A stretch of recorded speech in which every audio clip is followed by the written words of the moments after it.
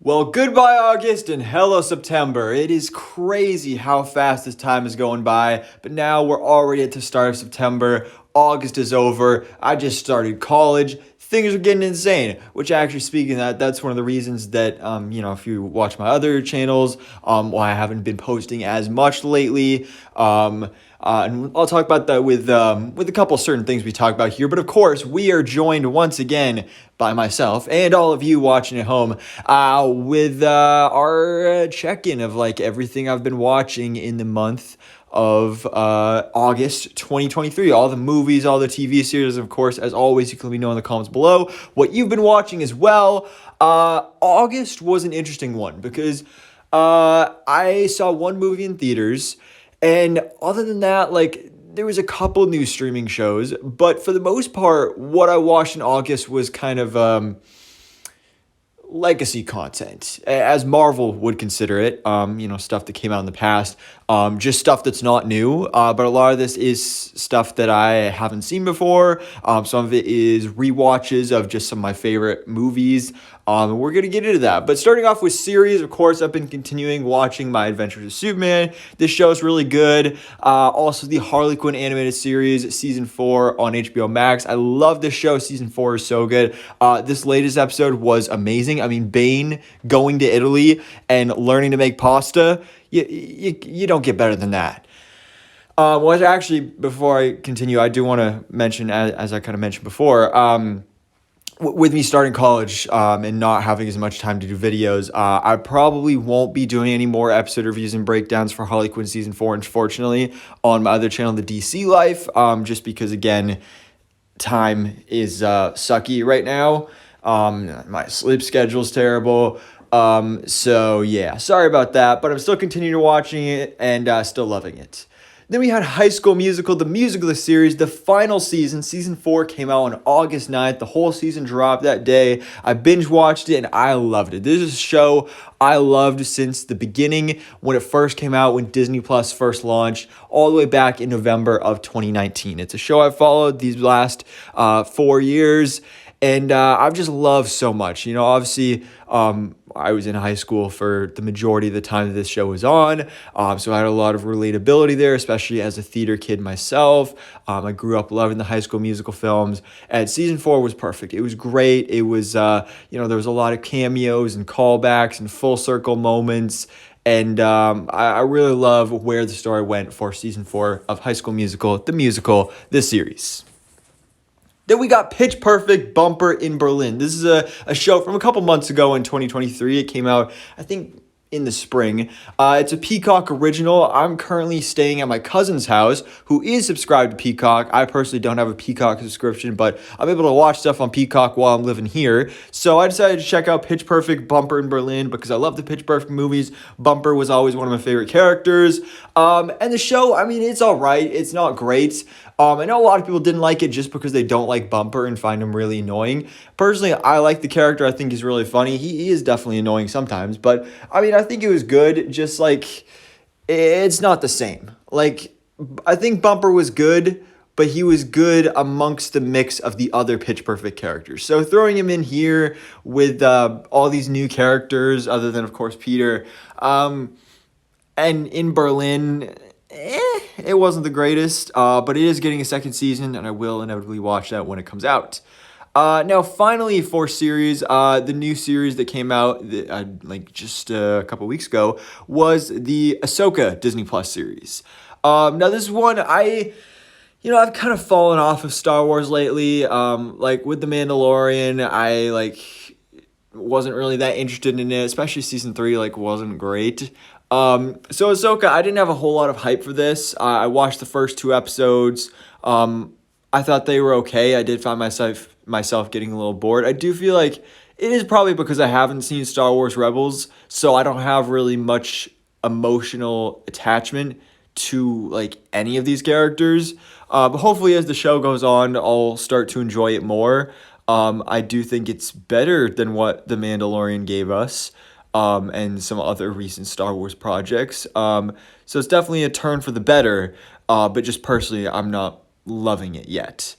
Now, moving on into movies, The Suicide Squad just had its 2-year anniversary. This is one of my favorite DC live action films. I love James Gunn. He's one of my favorite directors. And so him giving us a Suicide Squad movie, such a bright, colorful, hilarious, violent, gory Suicide Squad film was great. Especially when, James Gunn, he's known for bringing in obscure characters. When you bring to life characters like Peacemaker and Polka Dot Man and Star the Conqueror and make them work in live action, it's great. It's an awesome film, and I can't wait to see more of these characters in the future of the DCU. Spider-Man Lotus. Yep, I watched Spider-Man Lotus for sure. I did a review on my other channel, The Marvel Life, so check that out if you haven't already. I personally didn't hate it. I kind of liked the movie for what it was. But, like I said, go check out the review for my full thoughts and analysis on Spider-Man Lotus. 10 Things I Hate About You, my first time watching this. I thought it was all right. Stand By Me, also first time watching this. I was kind of bored by it. I didn't really love it. Tick, Tick, Boom. My God, I love this movie. This is only my second time watching. I watched it when it first came out in November of 2021. This was my favorite film of 2021. The Suicide Squad was like number 2 right under it. Tick, Tick, Boom, great movie. Again, I'm a theater kid. I'm a theater nerd. So obviously I love musicals. Andrew Garfield is amazing as Jonathan Larson. It's a great story, great emotion, great drama. All that. There's multiple songs from this film that I have saved on playlists because they're just so good. Like 3090 and Boho Days. I love those stuff. So yeah, Tick Tick Boom. If you haven't seen it, I highly recommend it. It's a great film.